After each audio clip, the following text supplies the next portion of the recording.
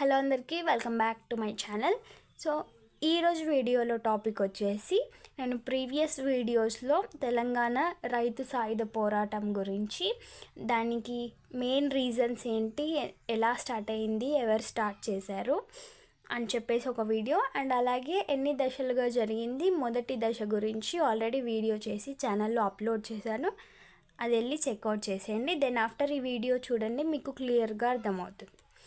ఈ వీడియోలో టాపిక్లోకి వెళ్దాం. రెండవ దశ 1946 నుండి 47 వరకు జరిగింది. అంటే 1 ఇయర్ పాటు జరిగింది.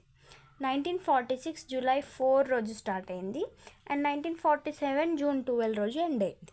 అంటే అప్రాక్సిమేట్గా 1 ఇయర్ పాటు ఈ దశ అనేది జరిగింది. దీంట్లో మెయిన్ ఇన్సిడెంట్ వచ్చేసి చాకలి ఐలమ్మ గారు చాలా ఫైట్ చేశారు. ఈమె గురించి ఇంకొంచెం బ్రీఫ్గా మనకి తెలవడానికి మనకి రోడ్స్ పైన అక్కడక్కడ ఈమె స్టాచ్యూస్ కూడా పెట్టడం జరిగింది. సో జనగాం పాలకుర్తి గ్రామంలో ఈమె జన్మించారు. అప్పుడు ఇది విష్ణుర్ దేశ్ముఖ్ ఆధీనంలో ఉండేది. విష్ణుర్ దేశ్ముఖ్ అనగానే మనకి ఏం గుర్తు రావాలి అంటే, మొదటి దశలో విష్ణుర్ దేశ్ముఖ్కి అగెనెస్ట్గా కూడా ఈ ఫైటింగ్స్ అనేవి జరిగినాయి. ఓకే, నెక్స్ట్ ఐలమ్మ భర్త వచ్చేసి చిట్యాల నర్సయ్య. మల్లంపల్లి మక్తేదార్ నరసింహారావు భార్య జయప్రదాదేవి. సో ఈమె భూమిని ఐలమ్మ గారు కౌలు చేసేవారు.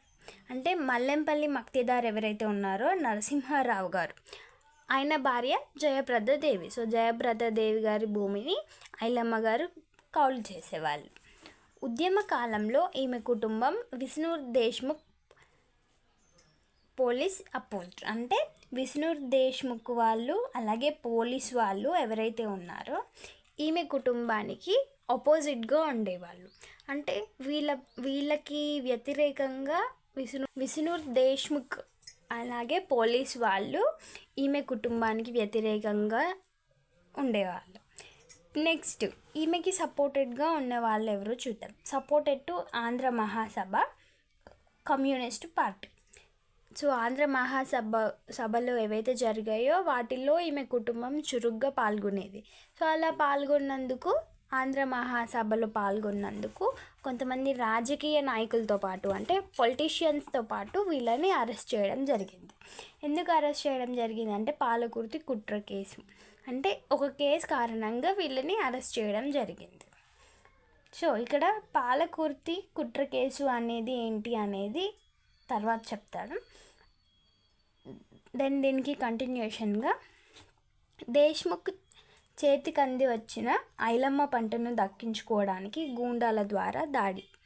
సో దేశ్ముఖ్ ఎవరైతే ఉన్నారో ఐలమ్మ ఈ జయప్రదాదేవి గారి భూమిని కౌలు చేసేది కదా.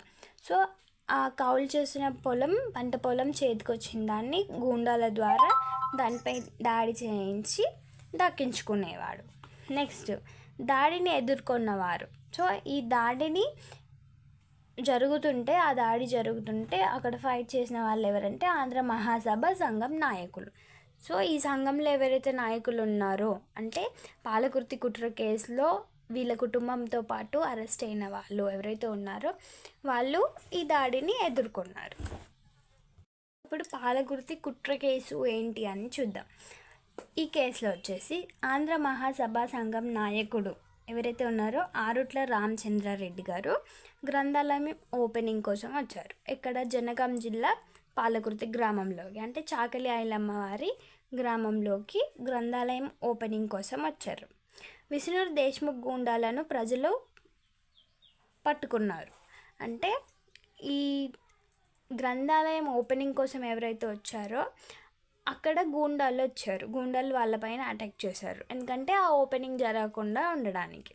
సో ఎవరైతే గూండాలు వచ్చారో వాళ్ళని ప్రజలు పట్టుకున్నారు. తర్వాత ఆగ్రహించిన దేశ్ముఖ్ పోలీసులతో కలిసి ఊరిపై దాడి చేయించారు, కేసులు పెట్టించారు. సో గూండాలను ప్రజలు పట్టుకున్నారు కాబట్టి ఆ దేశ్ముఖ్ ఎవరైతే ఉన్నారో అతను కోపంతో పోలీసులతో కలిపి ఆ ఊరిపైన దాడి చేయించి కేసు పెట్టడం జరిగింది.